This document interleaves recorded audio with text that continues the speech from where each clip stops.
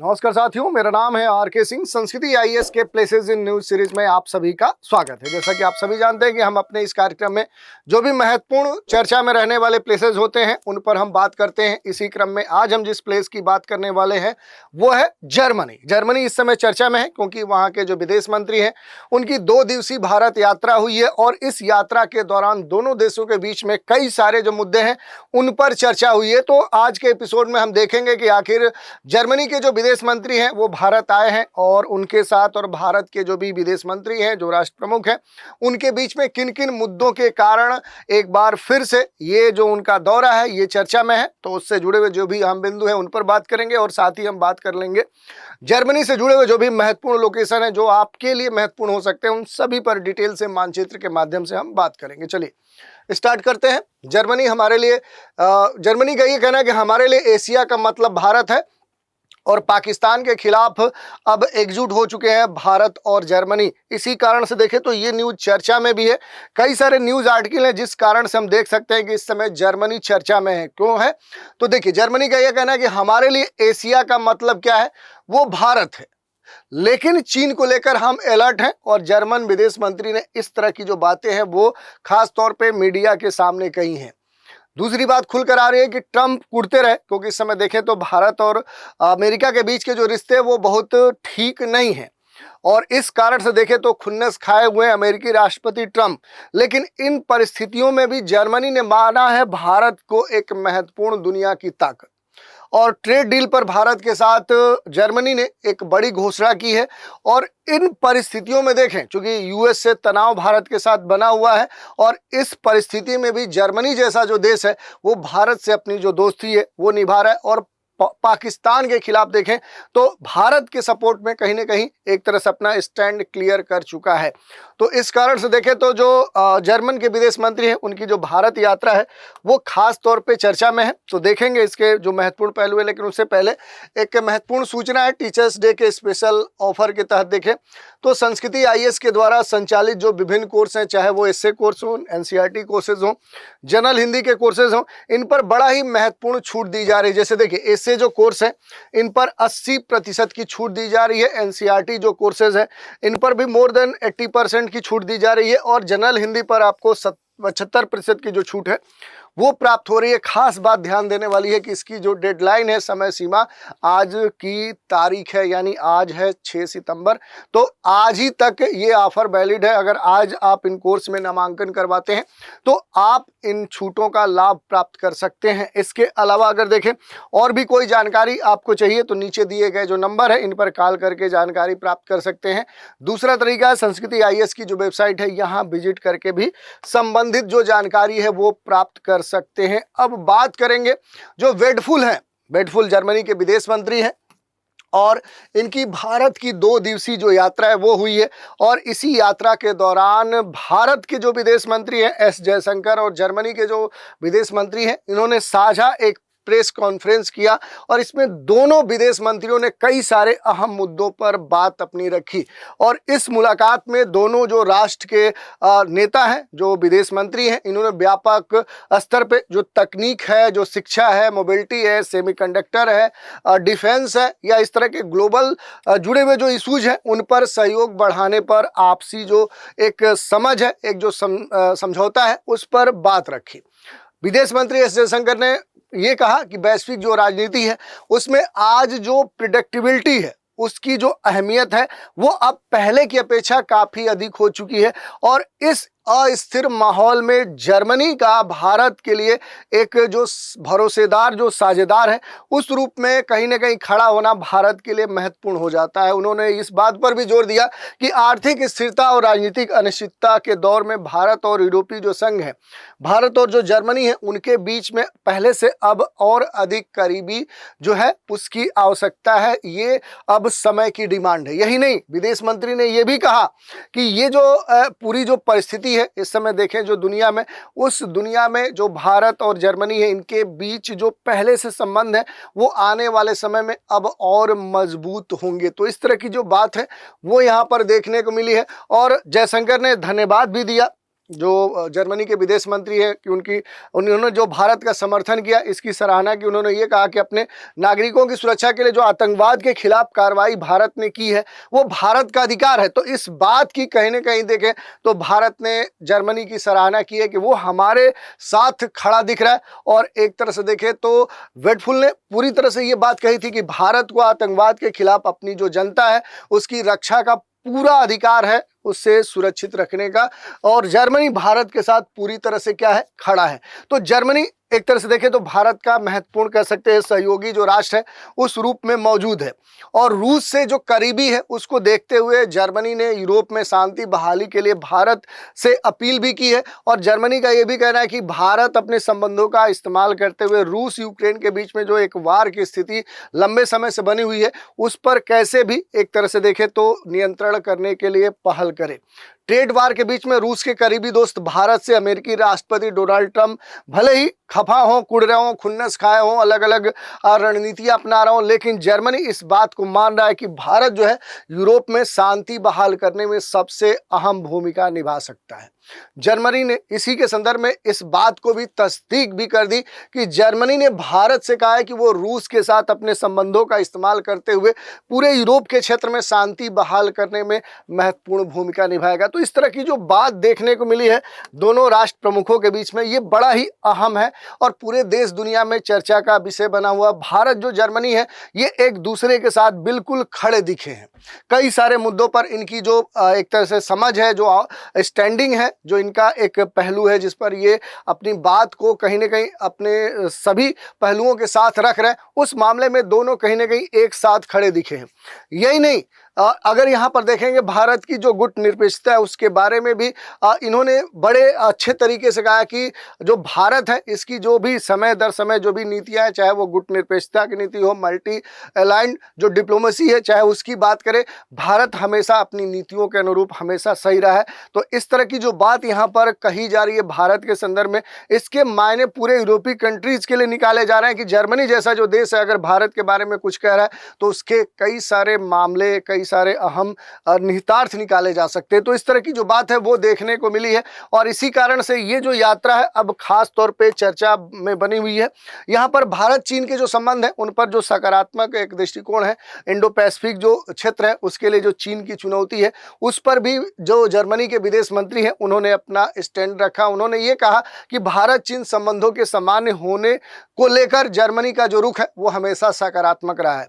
दोनों देश जैसे चाहे अपने संबंधों का आकार दे सकते हैं, ये उनका मामला है। उन्होंने ये भी कहा कि दोनों देश अपने संबंधों को सुधारना चाहते हैं तो हम उनका स्वागत करते हैं। हालांकि उन्होंने ये भी कहा कि इंटरनेशनल बेस्ड जो ऑर्डर्स को डिफेंड करने की जो जिम्मेदारी है अब इनके ऊपर है और उन्होंने कई सारे मामलों में चीन को साझेदार तो कहा लेकिन प्रतिद्वंदी भी बताया। उन्होंने खासतौर पे ये भी कहा कि जैसे आर्थिक, बिजनेस या इस तरह के जो भी क्षेत्र है जिसमें चीन का एक तरह से सिस्टमेटिक जो प्रतिद्वंदी है वो भारत है। और इसके संदर्भ में भी कहा कि ठीक है, दोनों देशों के आपसी जो सहयोग है वो पहले से बेहतर हो रहा है तो ये बेहतर होना चाहिए, ये पूरी दुनिया के लिए एक सकारात्मक मैसेज है। इस तरह की जो बात है वो भी यहाँ पर देखने को मिली। और इसी के संदर्भ में जर्मनी के जो विदेश मंत्री हैं उन्हें रूस को रोकने के लिए भी कहीं ना कहीं प्रतिबंध लगाने के लिए भी भारत से अपील की है ताकि जो एक तरह से रूस और यूक्रेन के बीच में जो तनाव है वो कहीं से कंट्रोल किया जा सके। पहले बात ट्रेड डील की है, जर्मनी ने बहुत सारी बातें कही हैं भारत के साथ जो भी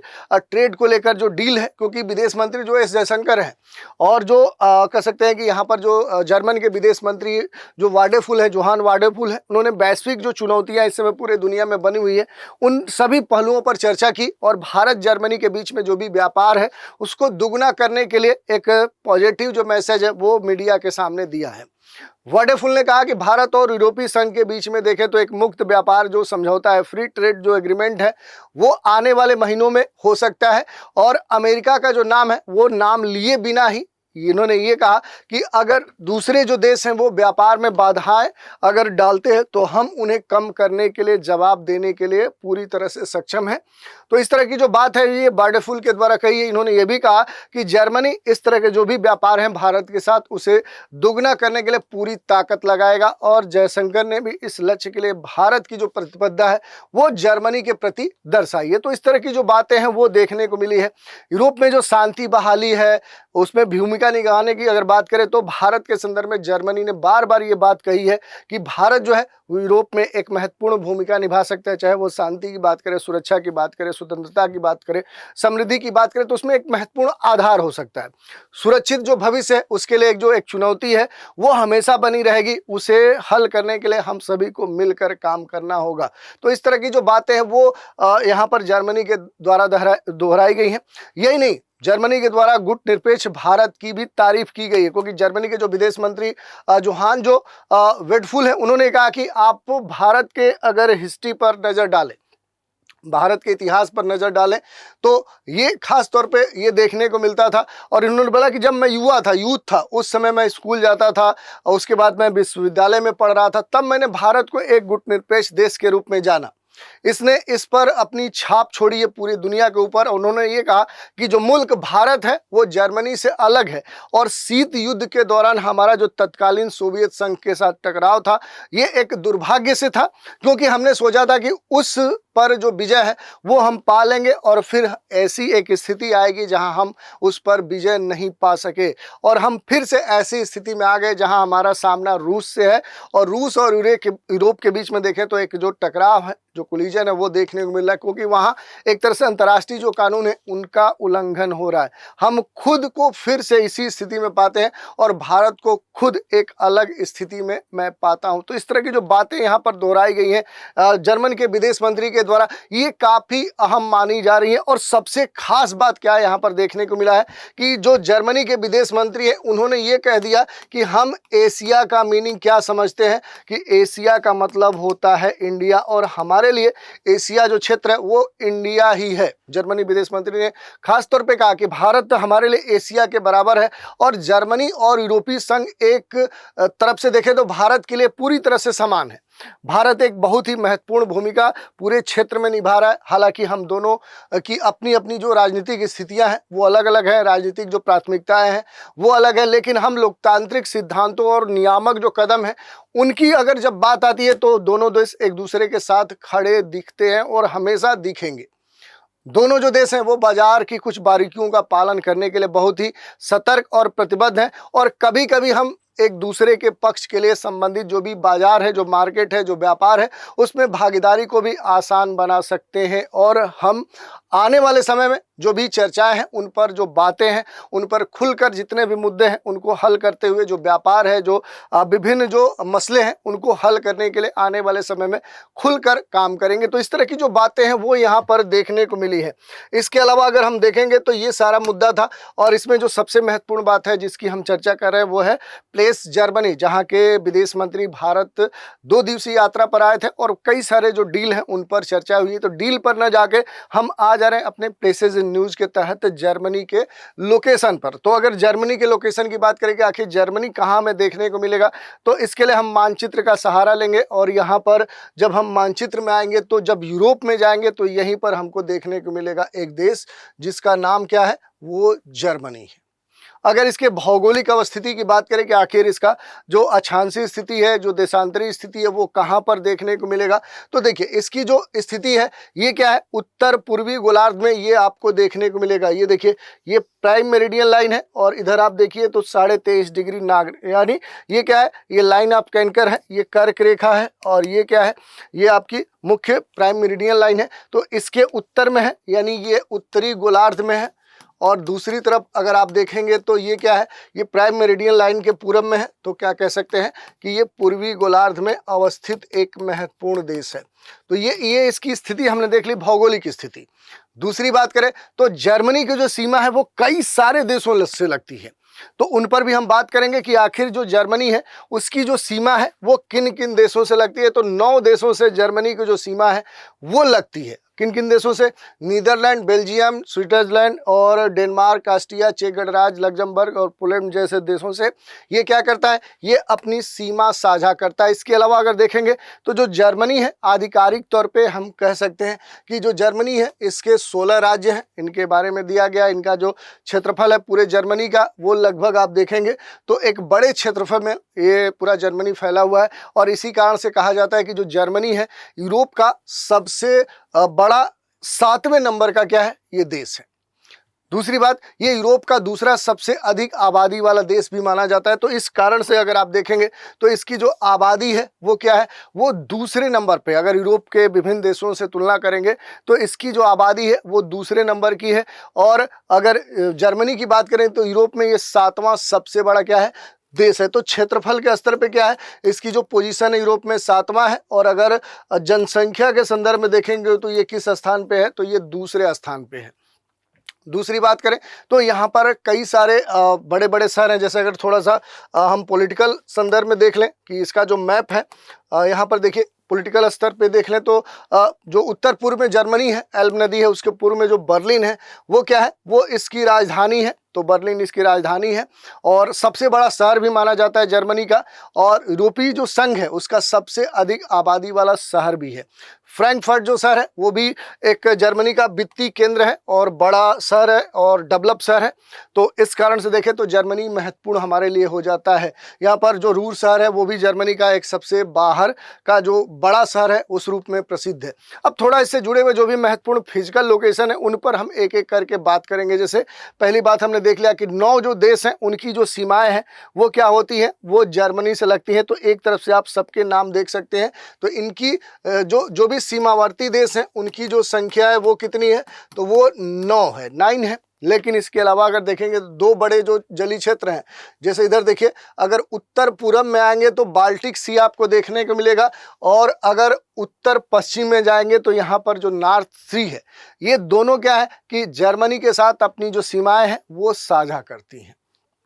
इसके अलावा अगर आप देखेंगे तो सबसे जो महत्वपूर्ण बात देखने को मिलती है कि जर्मनी के जो क्षेत्र हैं, पूरा जो जर्मनी है, ये आपको जर्मनी का पूरा मैप देखने को मिल रहा है। इसका जो अगर विभाजन की हम बात करें कि जर्मनी का जो पूरा क्षेत्र है उनको किन रूपों में विभाजित किया जा सकता है, तो पूरे जर्मनी को क्या है कि मुख्य रूप से आप देखेंगे कि 4 भागों में क्या किया जाता है, विभाजित किया जाता है। सबसे उत्तर वाला जो क्षेत्र है, तो उत्तर का जो जर्मन का मैदान है वो है, दूसरा मध्य जो अपलैंड मैदान है, और तीसरा जर्मनी का जो स्कार्पलैंड है, और चौथा जो बवेरियन जो कह सकते हैं कि आल्प्स वाला जो क्षेत्र है उस रूप में विभाजित किया जाता है। थोड़ा थोड़ा इनके बारे में हम बात कर लेंगे। जैसे देखिए, सबसे जो नॉर्दर्न जो एरिया है ये पूरी तरह से अगर आप देखेंगे तो एक तरह से क्या है, ये प्लेन के तौर पे यहाँ पर मौजूद है। ये निचला क्षेत्र है जो देश के उत्तरी तटरेखा से पूरा क्या करता है, ये निर्मित होता है। सबसे बड़ी बात है कि अपलैंड की तलहटी तक ये पूरा फैला हुआ क्षेत्र माना जाता है, किसे, उत्तरी जर्मन का जो मैदान है। और ये उत्तरी यूरोपीय जो मैदान है उसका सबसे छोटा हिस्सा भी माना जाता है। और इस क्षेत्र में आएंगे तो चूंकि देखिए इधर पूरा तटीय क्षेत्र है, तो बहुत सारा जो ये क्षेत्र है, तो रेतीली जो समुद्र तट है, तो तट वाले जो किनारे हैं उस भूमि से लेकर जो दलदली मार्शलैंड है वो भी इस भाग में खास तौर पे देखने को मिलता है। इस कारण से या देखें तो ये पूरा जो क्षेत्र है एक तरह से एग्रीकल्चर के दृष्टिकोण से क्या है, काफ़ी महत्वपूर्ण माना जाता है। कृषि के दृष्टिकोण से क्या है, ये उपजाऊ भूमि मानी जाती है। और यहाँ पर कई तरह के अलग अलग जो भूभाग है वो देखने को मिल सकते हैं। कुछ प्लेन है, कुछ कटे फटे तटीय क्षेत्र हैं, कुछ दलदली भूमि है, कुछ प्लेन क्षेत्र है, कुछ कृषि योग्य भूमि है।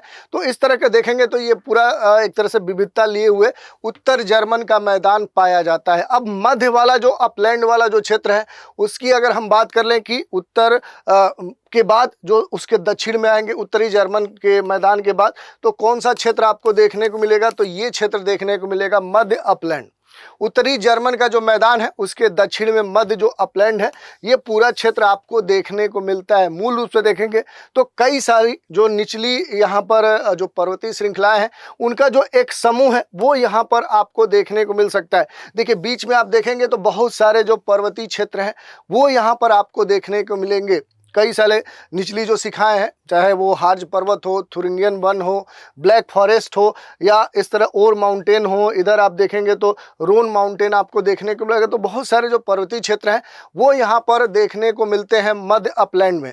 मध्य अपलैंड एक लहरदार भूभाग भी कहीं ना कहीं कहा जाता है, जो जंगल और घाटियाँ नदियों से घिरा हुआ पूरा जो क्षेत्र है। यहाँ पर देखिए तो कई सारे बनी क्षेत्र आपको देखने को मिलते हैं। तो इस कारण से देखें तो ये बड़ा विविधता लिए हुए क्षेत्र माना जाता है, जहां पर जंगल, घाटियां, नदियों से घिरा हुआ ये पूरा एक समृद्ध क्षेत्र है। ये जो क्षेत्र है ये जर्मनी के प्रमुख जो नदी प्रणालियां हैं, इधर आप देखेंगे तो बहुत सारी जो नदियां हैं वो आपको देखने को मिल सकती हैं। आप यहाँ पर मैप पे देख सकते हैं कि इस वाले क्षेत्र में बहुत बड़ी बड़ी जैसे राइन, रोन, ये सारी जो नदियां हैं वो एल्ब, ये सारी नदियां इस क्षेत्र में देखने को मिलती हैं।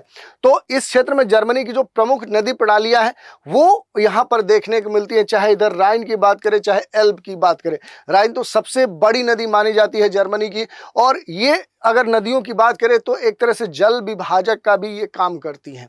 तो इस तरह से हमने इसके पार्ट को देख लिया कि इसका जो दूसरा पार्ट है कि मध्य जो अपलैंड है वो वाला क्षेत्र, और तीसरा जो पार्ट होता है कि मध्य अपलैंड के बाद वाला जो क्षेत्र है उसे हम दक्षिण जर्मन स्कार्पलैंड कहते हैं, जिसमें देखेंगे तो स्वाबियन और इधर वाला देखिए ये सारा वाला जो क्षेत्र देखने को मिल रहा है फॉरेस्ट वाला क्षेत्र, और बहुत सारे जो पर्वत पठार जो बवेरियन, यहाँ पर देखिए जो बवेरियन वाला जो फॉरेस्ट है, जो एक तरह से प्लेटू वाला जो क्षेत्र, वो सब इसी में देखने को मिलता है। दूसरी बात करें तो जुरासिक जो चूना पत्थर है उसके पठारों वाला पूरा जो भौगोलिक क्षेत्र है उसका विस्तार इस जर्मन के क्षेत्र में देखने को मिलता है। और भौगोलिक विशेषताओं की बात करें तो इस जर्मन दक्षिण स्कार्पलैंड, चूंकि पहले स्कार्पलैंड कहा जा रहा है, तो यहाँ की जो स्थलाकृति है वो एक तरह से सीढ़ीदार है, एक तरह से कह सकते हैं कि स्ट्रिप वाइज करके है। लुढ़कती हुई जो पहाड़ियाँ हैं उनके बड़े बड़े यहाँ पर क्षेत्र देखने को मिलते हैं। विस्तृत जंगल देखने को मिलेंगे, जैसे देखिए ये वाला जो पूरा क्षेत्र है ये क्या है, यहाँ के स्तर पे देखें तो ये पूरा फॉरेस्ट वाला रीजन माना जाता है। जैसे यहाँ पर थुरिंगियन जो फॉरेस्ट है, बवेरियन जो फॉरेस्ट है, बड़े बड़े जो एक तरह से देखेंगे तो बड़े बड़े जो जंगल के मैदान हैं वो यहाँ पर देखने को मिलते हैं। तो ये बेसिक जानकारी हमने ले ली। और जो सबसे चौथा वाला जो पार्ट होता है, सबसे साउथ में इसका जो पार्ट देखने को मिलेगा वो ये वाला जो बवेरियन जो आल्प्स वाला, ये देखिए बवेरियन आल्प्स सबसे नीचे अगर आप देखेंगे तो दक्षिण में आपको क्या देखने को मिलेगा, बवेरियन जो आल्प्स पर्वतीय क्षेत्र है वो देखने को मिलेगा। ये देश के सबसे दक्षिण छोर पर अवस्थित जो बवेरियन आल्प्स है वो क्षेत्र इसमें शामिल होता है। जो बड़े स्तर पर देखेंगे तो जो यूरोपीय आल्प्स पर्वतमाला है उसी का क्या है, एक ये हिस्सा माना जाता है, उसी का एक पार्ट माना जाता है। दूसरी बात करें तो यहाँ पर कई सारी जो ऊंची ऊंची जो चोटियां हैं वो देखने को मिलती हैं। यहाँ पर जो भी चोटियां वो बर्फ से ढकी हुई होती हैं। कई सारे जो हिमनदी क्षेत्र हैं वो यहाँ पर देखने को मिलते हैं। तो जर्मनी का एक बड़ा ही महत्वपूर्ण ये भौगोलिक क्षेत्र माना जाता है। तो इस तरह से हमने देख लिया कि जर्मनी के पूरे क्षेत्र को हम कितने भागों में विभाजित कर सकते हैं, तो 4 भागों में हम विभाजित कर सकते हैं, जिनके बारे में हमने देखा। जो सबसे नॉर्थ का होगा उसे हम क्या बोलेंगे, तो उसे उत्तरी जर्मन मैदान बोलेंगे। उसके बाद जब हम आएंगे तो उसके बाद सेकंड नंबर पे हम बोलेंगे कि ये क्या मध्य अपलैंड है। और उसके नीचे आएंगे तो जो दक्षिण जर्मन वाला जो स्कार्पलैंड है वो होता है। और सबसे लास्ट में आएंगे तो ये बवेरियन जो आल्प्स वाला पर्वतीय क्षेत्र है उस रूप में, यानी 4 भागों में हम पूरे जर्मनी के क्षेत्र को बांट सकते हैं। अब थोड़ा सा देख लेंगे कि जो जर्मनी है उसके जो महत्वपूर्ण जो जल निकाय हैं वो कौन से हैं, उन पर थोड़ा सा चर्चा करेंगे। तो पहले ही बात तो ये हो गया कि 2 बड़े जो जलीय क्षेत्र हैं वो इसके उत्तर में या उत्तर पूर्व उत्तर पश्चिम में अवस्थित हैं। जैसे उत्तरी सागर है और एक तरफ बाल्टिक सी है। और यहाँ पर अगर देखेंगे तो 2-3 चीज़ें आपको देखने को मिलेंगी। एक तरह से जो कील नहर है वो यहाँ पर सबसे महत्वपूर्ण मानी जाती है। एक तरह से अंतर्राष्ट्रीय जो नौवहन है उसके लिए जो कील कैनाल है ये सबसे महत्वपूर्ण मानी जाती है। और सबसे बड़ी बात क्या है कि यहाँ पर जो कील जो नहर है इसकी विशेषता क्या है कि ये जो नहर है उत्तरी सागर और बाल्टिक सागर को क्या है, एक तरह से जोड़ने का काम करती है। और जर्मनी के आसपास के क्षेत्र के लिए एक महत्वपूर्ण जो कह सकते हैं कि वाटर जो ट्रांसपोर्टेशन है उसकी भी सुविधा यहाँ पर प्रदान करती है। आंतरिक भाग में आएंगे तो कई सारे जो जलीय क्षेत्र हैं वो आपको देखने को मिलेंगे। एक बड़ा ही महत्वपूर्ण जो झील है वो आपको यहाँ पर देखने को मिलेगा। ये देखिए लेक जो यहाँ पर कॉन्स्टेंस जो झील है वो बड़ा ही महत्वपूर्ण जर्मनी में मीठे जल की क्या है, ये झील है। ये फ्रेश वाटर की क्या है, ये लेक मानी जाती है, झील मानी जाती है। तो ये महत्वपूर्ण लोकेशन आपके लिए है। और इसकी जो अवस्थिति है ये भी कई बार पूछता है। तो इधर आप देखेंगे तो ऑस्ट्रिया है और इधर जर्मनी है। तो जर्मनी और ऑस्ट्रिया की जो सीमा है उसी पर ये झील आपको देखने को मिलेगी। स्विट्जरलैंड की जो सीमा लग रही है वहाँ पर भी इसे देख सकते हैं। दूसरी बात देखें तो यहाँ के अलावा देखिए यहाँ पर एक झील है लेक जो मुर्तिज है। ये क्या है, ये झील एक महत्वपूर्ण कह सकते हैं कि झील के तौर पे, जल निकाय के तौर पे जर्मनी में ये अवस्थित है। पूरी तरह से जर्मनी की जो सीमा है उसमें ये अवस्थित है। जैसे कि ये क्या है, बॉर्डर पे अवस्थित है, लेकिन ये क्या है, ये मुख्य भूमि जो जर्मनी की है उसमें अवस्थित है। और सबसे बड़ी बात क्या है कि ये भी जो झील है एक फ्रेश वाटर के झील के तौर पे जर्मनी में ये मौजूद है। तो ये महत्वपूर्ण कुछ जल निकाय थे जिनके बारे में हमने देख लिया। अब कुछ महत्वपूर्ण नदियों की बात कर लेते हैं जो कि जर्मनी में प्रवाहित होती है। तो इसमें देखेंगे तो 2-3 जो नदियां हैं वो महत्वपूर्ण है। जैसे देखिए, ये एल्ब नदी है, दूसरा वेजर नदी है, तीसरा एरास नदी है, इधर देखेंगे राइन नदी है। तो ये कुछ महत्वपूर्ण नदियां हैं। इधर ओदर नदी का विस्तार आपको दिखाया गया है। तो ये क्या है, जर्मनी में अगर देखेंगे तो 3 सबसे बड़ी नदी तंत्र देखने को मिलते हैं। पहला जो सबसे महत्वपूर्ण जो नदी है वो राइन नदी है। राइन नदी जो है वो जर्मनी की सबसे लंबी नदियों में शामिल है। दूसरी जो है वो एल्ब नदी है, ये भी एक महत्वपूर्ण नदी तंत्र माना जाता है। और जो चौथी यहाँ की सबसे महत्वपूर्ण नदी मानी जाती है वो कौन सी है, वो आपको देखने को मिलेगी डैन्यूब जो नदी है।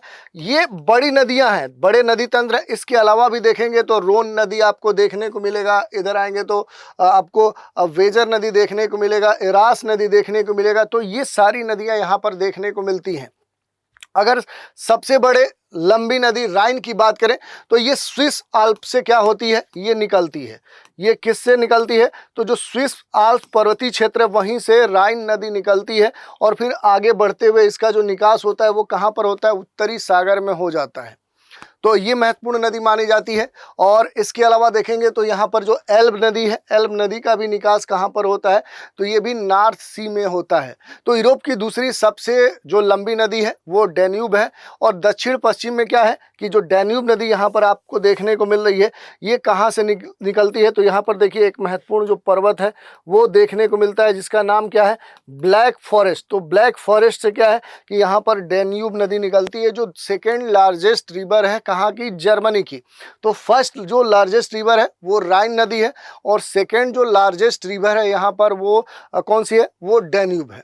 तो इस तरह की जो नदी है वो हमें यहाँ पर देखने को मिलती है। और काला सागर तक पहुँचने से पहले कई सारे देशों से क्या होती है कि डैन्यूब जो रिवर है ये प्रवाहित होती है।